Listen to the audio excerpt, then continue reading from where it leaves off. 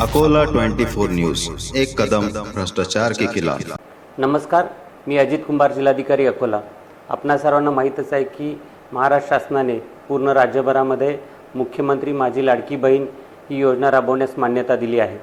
या योजनेअंतर्गत पात्र लाभार्थी महिलांस प्रतिमाह 1500 रुपये इतका लाभ दिला जाणार आहे। या योजनेमध्ये यापूर्वी ज्या काही अटी घालण्यात आल्या होत्या त्या अटी शर्ती आता शिथिल करण्यात आल्या असून यामध्ये अर्ज करण्याची मुदत ही 15 जुलैऐवजी 31 ऑगस्टपर्यंत वाढवण्यात आलेली आहे। त्यामुळे प्रत्येक लाभार्थी महिलांस अर्ज करण्यासाठी पुरेसा वेळ देण्यात आलेला आहे।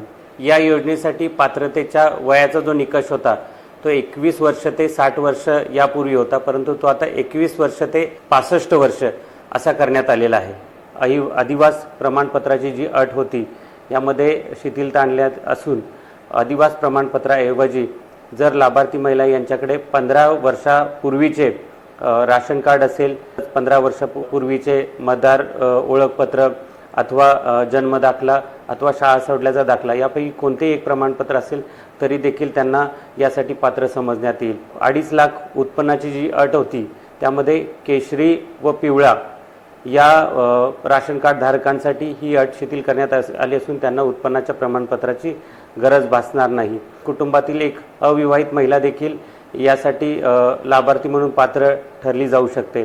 अशा रीतीने शासनाने महिला भगिनींच्या अधिकाधिक कल्याणासाठी या योजनेमध्ये अटी शर्ती शिथिल करण्यात आल्या असून जी वाढीव मुदत दिलेली आहे त्यामध्ये अधिकाधिक महिलांनी त्याचा लाभ घ्यावा।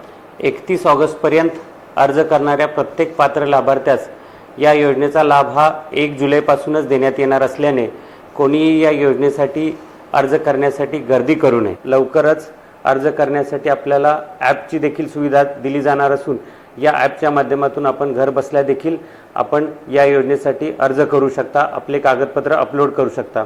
त्यामुळे आपल्याला 31 ऑगस्टपर्यंत मुदत असल्याने कोणीही सेतू केंद्रांवरती तलाठी कार्यालय येथे गर्दी करू नये।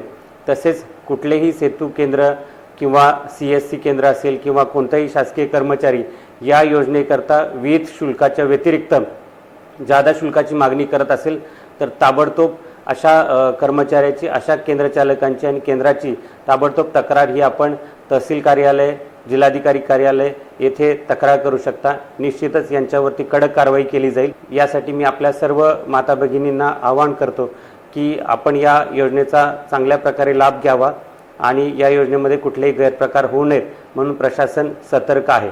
धन्यवाद।